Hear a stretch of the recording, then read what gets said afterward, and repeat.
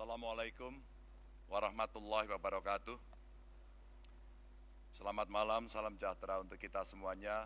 Om Swastiastu, Namo Buddhaya, Rahayu. Yang sangat saya hormati Ketua KPK, Pak Nawawi beserta seluruh jajaran, Dewan Pengawas, para Capres, Cawapres, Pak Anies, Pak Muhaimin, Pak Prabowo, Pak Gibran. Tentu hadir di sini yang mewakili Pak Kapolri, Pak Jaksa Agung dari Bawaslu.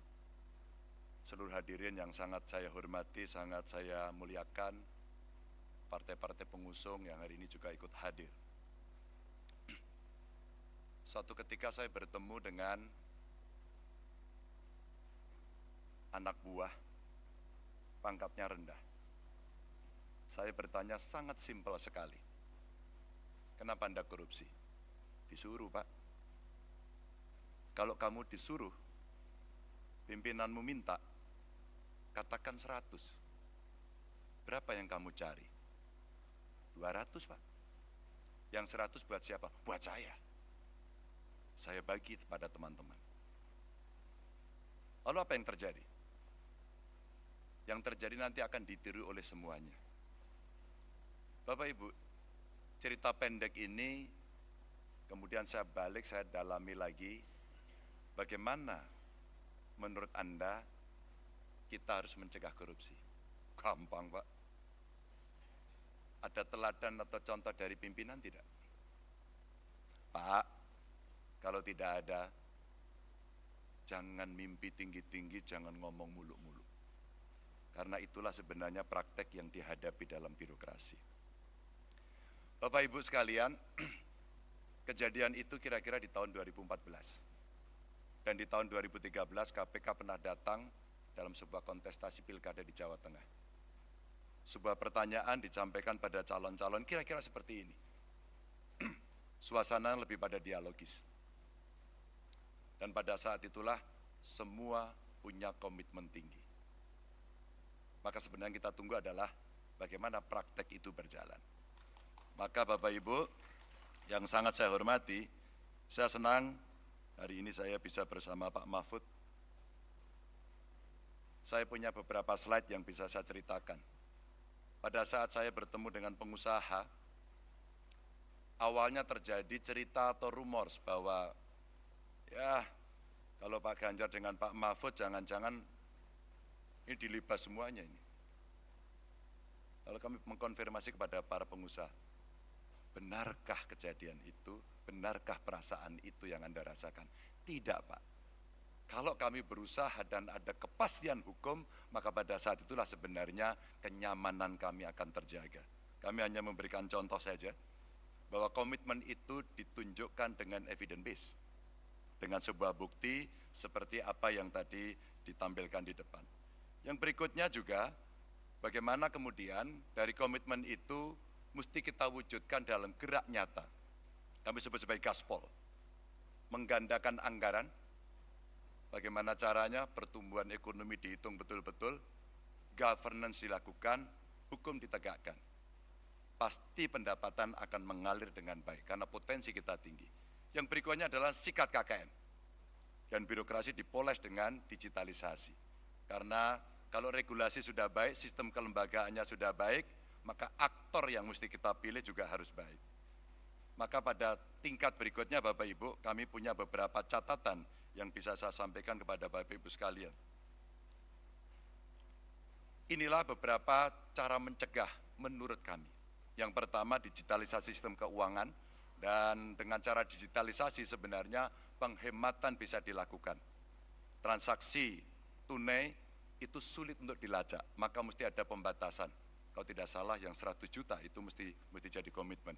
E-budgeting, e-planning untuk transparansi dalam birokrasi menjadi sebuah kewajiban. Dan tentu saja transparansi anggaran, transaksi yang jelas asal-usulnya, serta anggaran yang benar-benar harus sampai pelaksana mesti dikontrol dari pemimpin tertinggi.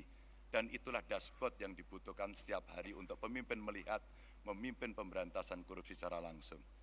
Maka penguatan kelembagaan bisa dilakukan dengan, kalau tadi disampaikan Pak Gufron, koordinasi di antara kelembagaan yang ada dari APH. Kewenangan penuh untuk investigasi yang mengembalikan independensi KPK. Dan ketika KPK independen, maka menjaga independensi dan integritas oleh aparatur di KPK itu penting. Tidak untuk bisa diintervensi oleh siapapun. Kejaksaan, kepolisian juga bisa mendorong transparansi proses untuk masyarakat dan penegakan hukum yang bebas dari intimidasi. Dan tentu saja instrumen LHKPN. Bapak Ibu, LHKPN bukan cerita yang sulit. Kami di ruangan ini pernah bersama-sama dengan DPRD pada saat itu mendapatkan penghargaan. Karena ketika macet ternyata kuncinya gampang. Undang KPN, suruh ngisi saat itu, selesai semuanya. Dan inilah pola-pola yang kita lakukan ketika koordinasi, supervisi, dan pencegahan kita lakukan. Melibatkan pemerintah dan KPK dan dunia usaha termasuk dunia pendidikan adalah cara pencegahan yang bagus. Dan penguatan LHKPN itu didorong dengan memperkuat sistem whistleblowing dari masyarakat yang dijamin kerahasiaannya dan tentu dengan anonim dan evidence based yang memang betul-betul terjadi.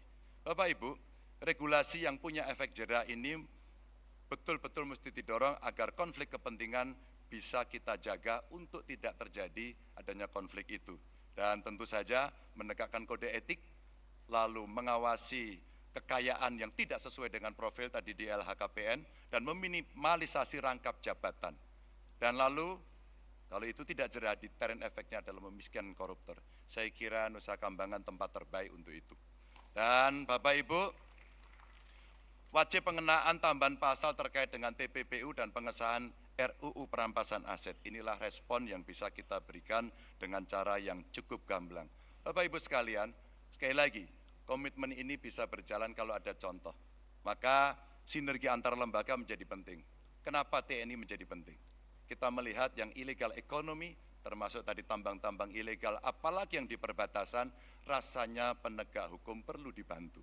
Karena situasi-situasi yang sulit, yang kadang-kadang mereka di-backup oleh kekuatan-kekuatan yang luar biasa, maka tindakan luar biasa juga harus bisa dilakukan, tanpa itu tidak akan berjalan.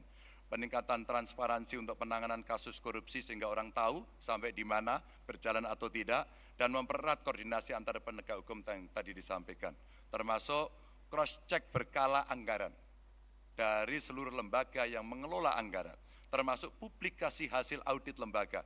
Ini untuk meningkatkan kepercayaan masyarakat. Apapun dalam pemerintahan, dalam kekuasaan, kepercayaan adalah nomor satu. Kalau tidak merosot, KPK sendiri mengakui itu. Inilah rebound yang mesti kita lakukan, karena penanganan korupsi bukan hanya tanggung jawab KPK, tapi tanggung jawab kita semua. Dan APH serta inspektorat inilah yang mesti meningkatkan surveillance kegiatan transaksi, sehingga PPATK juga menjadi kontributor yang penting, serta penekanan dan penalti anti korupsi untuk inspektorat. Bapak Ibu, cerita-cerita inilah yang kemudian bisa kita berikan untuk memberikan kepada masyarakat keyakinan apa yang mesti kita kerjakan agar kita bisa melakukan itu dengan baik. Dan itulah nilai yang mesti kita dorong. Kita taat pada Tuhan, kita patuh pada hukum, dan kita setia pada rakyat. Terima kasih. Wassalamualaikum warahmatullahi wabarakatuh.